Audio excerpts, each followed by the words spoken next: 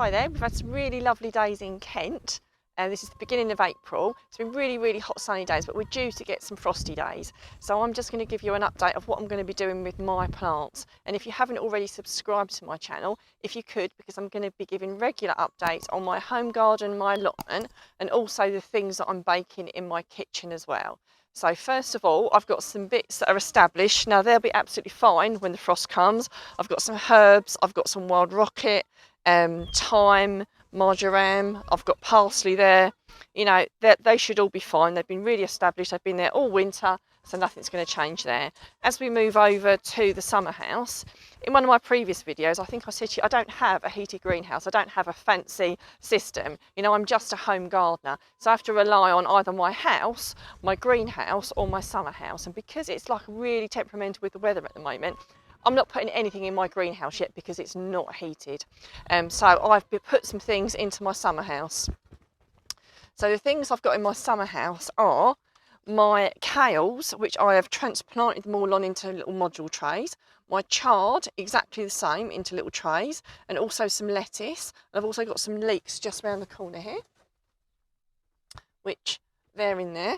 I've also got a couple of little containers here, which I'm going to use for early cut leaves, which means I can move them in and out of the house if I think it's going to be particularly cold. And I've got pea shoots in there with a bit of kale and also some chard and some lettuce, which I'm hoping to be harvesting quite soon.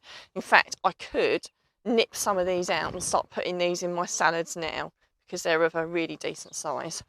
Now, I'm generally leaving all these things out here in the summer house with the doors shut, but because we are expecting particularly harsh frost, I'm not sure whether this is going to be warm enough. So before it comes, I'm going to whip it into my conservatory, which I know will be frost-free and I know will be protected.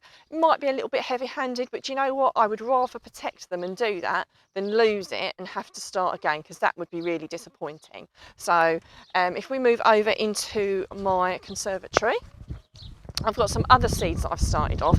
Now they're not in the summer house because they are just that little bit too delicate. I'm not prepared to take a chance with them, so they've remained in here. As we come through, I've got my tomatoes, which are particularly susceptible to the frost. I've also got a little bit more new rocket that I've started off there.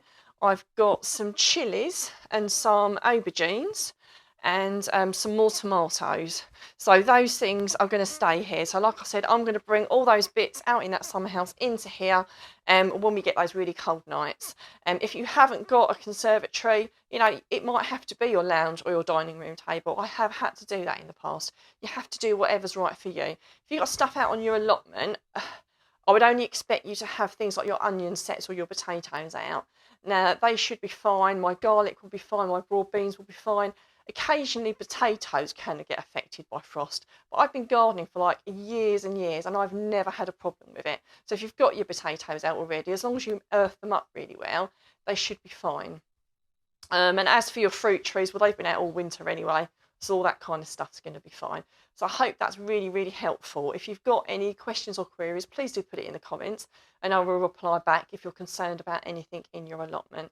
If not, it's Easter weekend in Kent this weekend, so have a fantastic weekend.